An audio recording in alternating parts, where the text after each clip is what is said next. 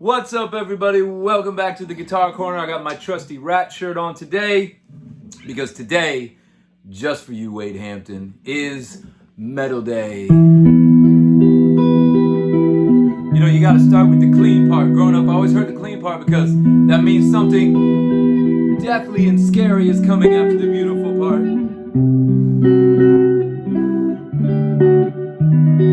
Then the smoke machines and the dragon fire and all that good stuff, and then you kick in, baby. Here we go.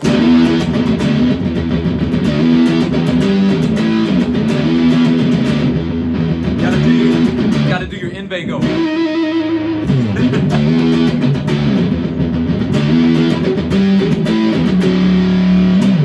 That was for Jerry Summer, the Inve wants up. Then you get your picket tight, say. Now it's all the Mike Varney Day Shred Fest. Here we go, baby.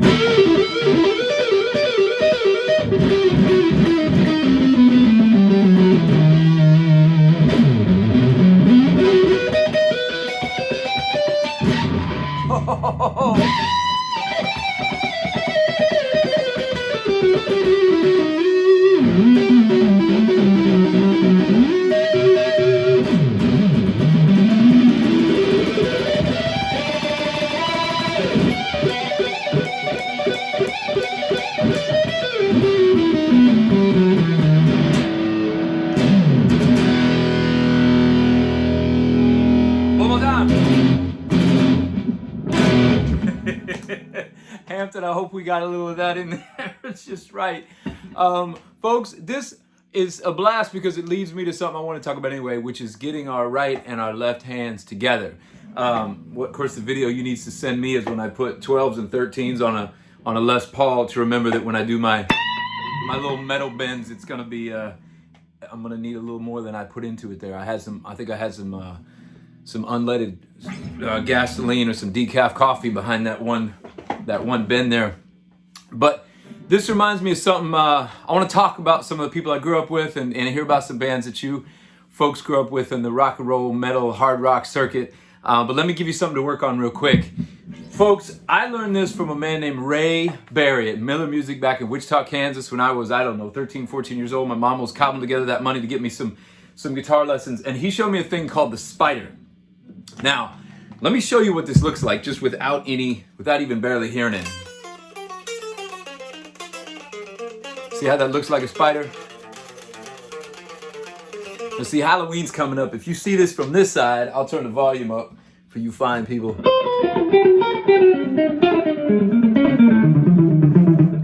The backwards would be. See how it looks like a spider.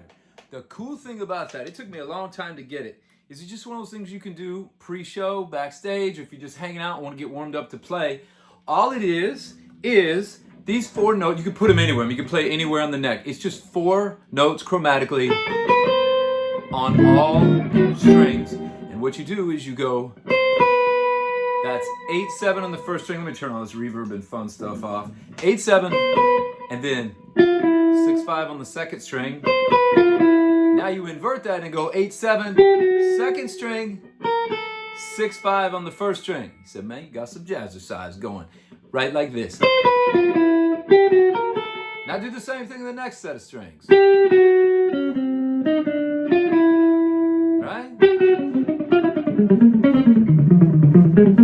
And then the reverse is, when you want to come up, you go 8-7, 6-5, then 8-7, next string, 6-5. Now just take that all the way up.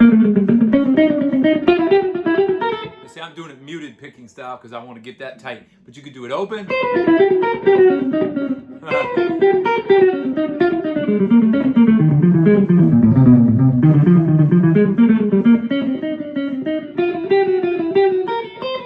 Or you can do it muted.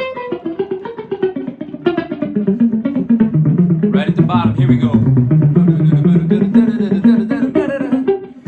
Now, I obviously need to be working on this myself, but I tell you, doing this really brings the right hand and the left hand together, and it sounds absolutely awful. So if you're hanging out with people, you maybe turn that volume down a little bit. It's not very pretty, but it definitely gets your mind and your hands and everything locked in. If you're working on an acoustic guitar and you're playing it low,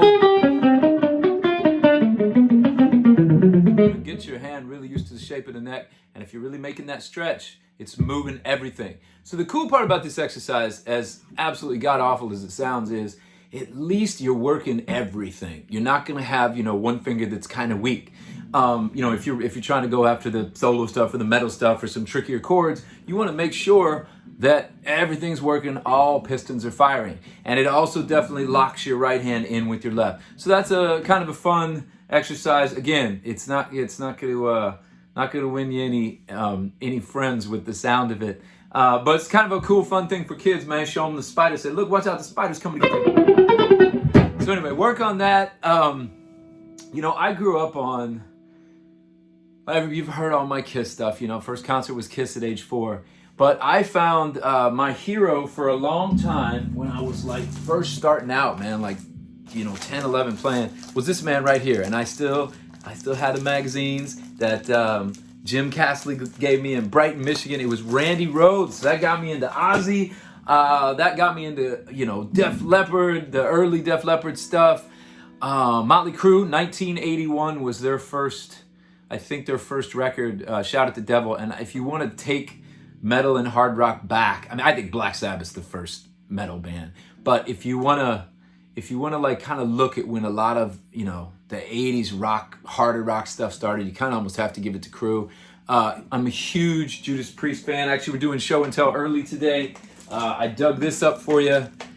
Man, KK Downing and Glenn Tipton, those were the guys. They've dealt with some stuff, and they've had some other issues in that band. I actually was they had an outdoor show. I was gonna mask up and go up there and see them play in Louisville.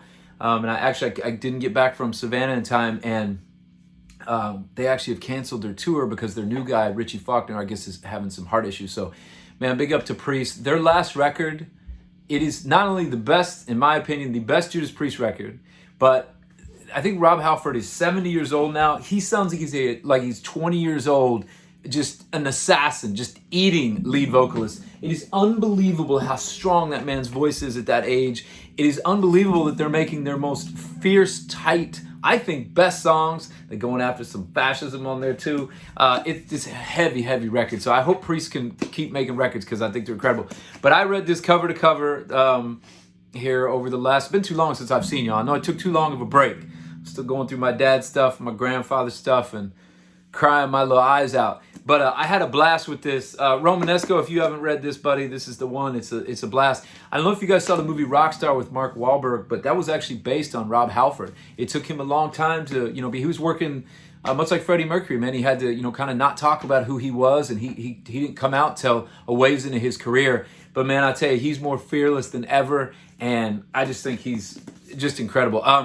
My man Lance Vanderson, shout out to him. We used to go in high school to every Queensryche concert we could. I was a huge Queensryche fan. Man, who else? Oh, well, Rat, Dokken, some glam rock stuff. When I first moved out to Los Angeles, we were looking all over to find a place. It was my lady before we were married, Rakai, and Jesse and Billy, who I was, toured with forever. We were trying to find a house that had some kind of a studio that we could all live in.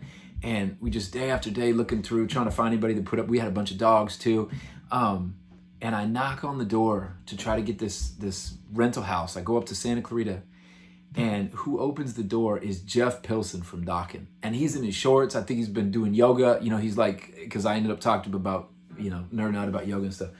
But anyway, he looks at me, he's like, I feel like I know you. Have I seen you somewhere before? I'm like, are you out of your mind? You're a Jeff freaking Pilson. I had like a VHS cassette, man, where I would watch Dokken talk on tour, George Lynch and Jeff Pilson just being hysterical and giving all these riffs and making fun of all us guitar players. It was just incredible. But he is the nicest human being. We ended up renting his old place, the old Dokken house, and his wife Ravinder. They're just the sweetest people. He told me a couple really great stories too. He's just an unbelievably down to earth person. Gave us some tickets to come see Foreigner. He was playing with Foreigner. Jason Bonham was on drums that night too, out in Alhambra. But you want to talk about a rhythm section? You got Jeff Pilson and Jason Bonham, John Bonham's son from Zeppelin, of course. It's not gonna get any stronger than that. So amazing. Anyway, yeah, I'll still rock some In My Dreams Is Still the Same. Some of those, we'll get into George Lynch one of these times, because some of the most fluid, beautiful solos ever were George Lynch. Anyway, speaking of other great guitar players in the kind of metal hard rock circuit, to check out if you're a fan of this stuff.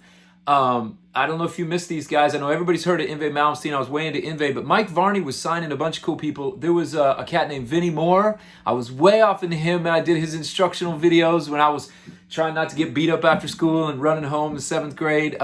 Tony McAlpine, man, he's dangerous. He would play like classical piano right in the middle of the record and then back to just shredding on the guitar. He had a record called Maximum Security that was nuts. I want to find that thing on vinyl because the cover is really, really cool.